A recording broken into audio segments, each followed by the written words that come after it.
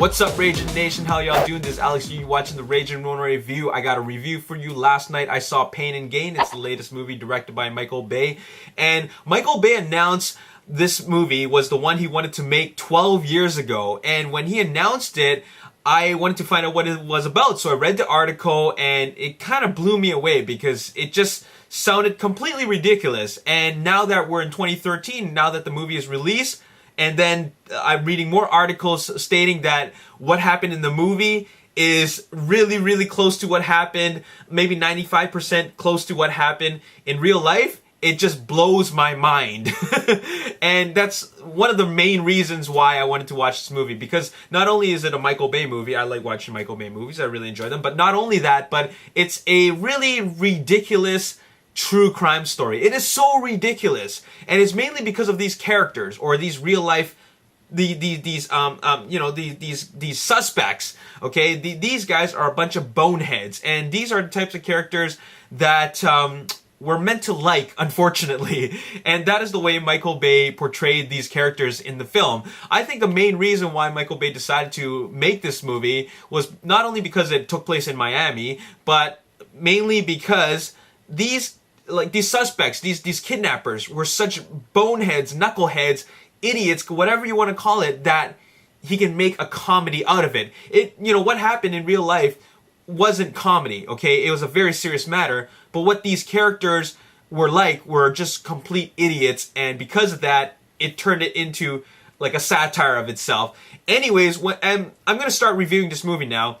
But I want to let you know that I'm going to review this movie as a movie. I'm not going to be biased on the fact that this is based off a true crime story. You know, a lot of people like to say that this movie is great and it happened the way it happened, and the excuse for that is because this is the way it happened in real life, okay? I'm not going to use that as an excuse for why I think this movie is good or bad. I'm just going to review this movie as a movie. Anyways, you guys all know the story. It's about an extortion, torture, and kidnap case. There was a lot of other terrible things that were involved, but I'm not going to get too much into it without spoiling anything, so I'm not going to talk too much about the story. But let's talk about the characters. I think the characters are what made this film. Okay, this is a very character-driven story. We got Mark Wahlberg as Daniel Lugo, Dwayne Johnson as Paul Doyle, and Anthony Mackie as I forgot his character's name, but I think I liked him the most. I think all the portrayals of every single one of these characters was completely spot on, with Dwayne Johnson's character being the most, I think he put the best performance ever. We've always seen him playing like, a tough musclehead, meathead and type of guy, but now we're getting a more softer type of musclehead, and that's like something that we haven't seen before, and the fact that it's very different makes us feel like, okay, this is something different. This is very fascinating to watch. Daniel Lugo, we've seen his type of character before, played by Mark Wahlberg. Sure, he's a lot more over the top than a lot of other characters he's played before, but I like that about Daniel Lugo's character. I mean, Mark Wahlberg's character playing, a Daniel Lugo, right? But I think the character that I like the most, and this is based on the personality, was Anthony Mackie's character. I liked him the most because he's kind of like the character that, I find that, honestly speaking, he's the most innocent of them all. Not the most innocent. I mean, yeah, sure, he's guilty because he's an accessory, but the fact is that he was following Daniel Lugo's lead, and anything that Daniel Lugo asked of him, he did. Okay, and got a message.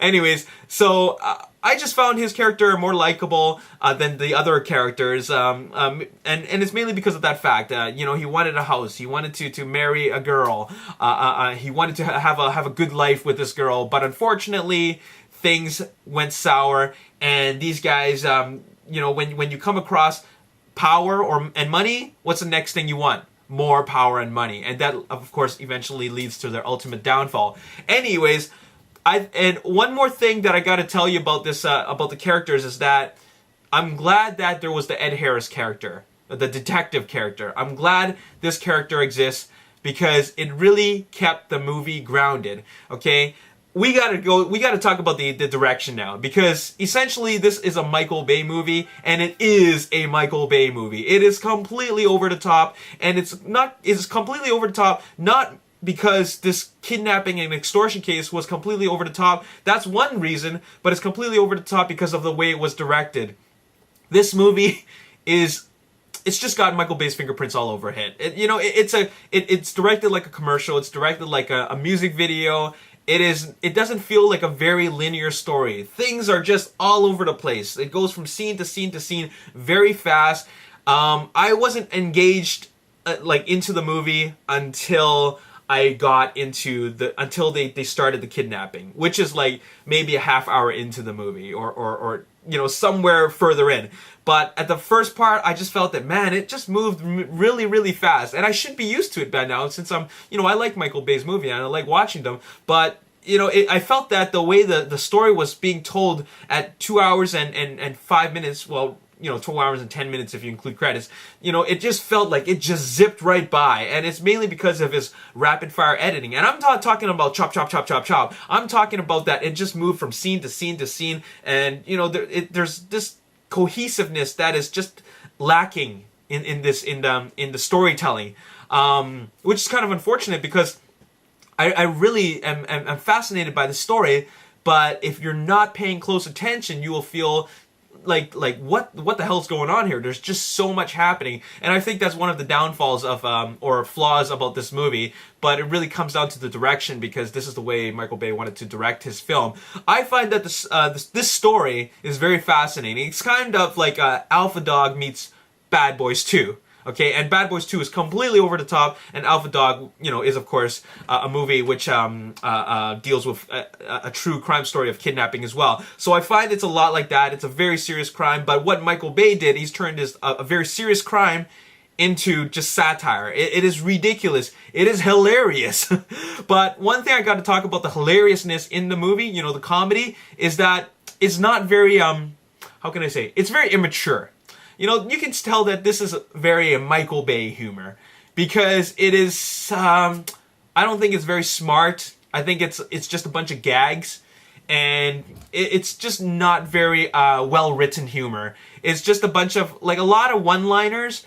Some of it you find funny, some of it you find it's trying to be funny, and also some of it is just a bunch of sight gags, which I find is, it's a little bit too much. This is a very visual movie. You will see that there's just women everywhere. There's just hot women everywhere, and it's almost like a little bit too much that it distracts from the movie. But maybe that's what Michael Bay wanted, because he wanted that portrayal of that American dream, that need and want for the American dream to be always within reach of our main characters. So maybe that's why he did that. But as I mentioned before, I think I forgot to mention that I'm glad that Ed Harris's character, the detective, is in there, because it really grounded the film.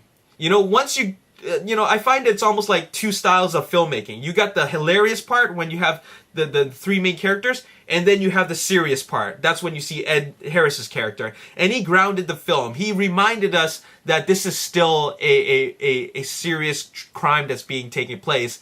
Daniel Lugo and his buddies, the Sun Gym Gang, that's just pure entertainment. And that's what this movie is. It's pure entertainment. He turned a true crime story into pure entertainment. It's funny, and there's a little bit of action, and a lot of the stuff is really, really over the top, but it reminds you that this is a true story, which a lot of us, if we don't know about this whole true crime story thing, we will think that, no, there's no way in hell that this is going to be a true story. But apparently, it really is a true story, and a lot of it happened the way it is. Now, another thing I got to mention that I really didn't mention is Tony Shalhoub's character.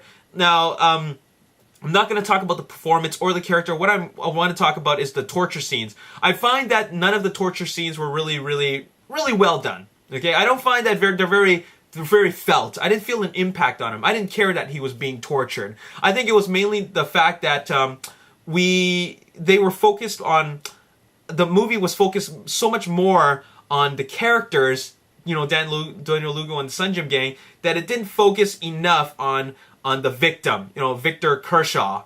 right? It didn't focus enough on him that we would care about why we would want him for justice to be served, okay?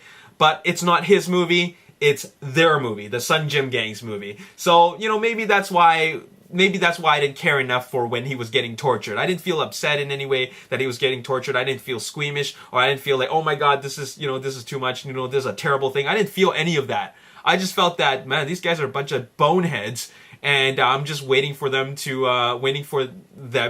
get caught, and waiting for it to all just go down like Scarface. So anyways, that's all I gotta say about this movie. I mean, I did enjoy it. I was completely entertained.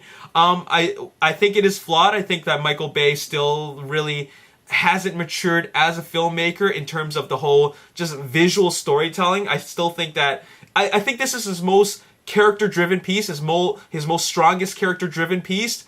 But I still think that the movie as a film, like as a movie, the story as a film could have been told a little bit better. I think it could have been told in a more effective way. And another thing that I felt was a little bit unnecessary was the Johnny Woo character.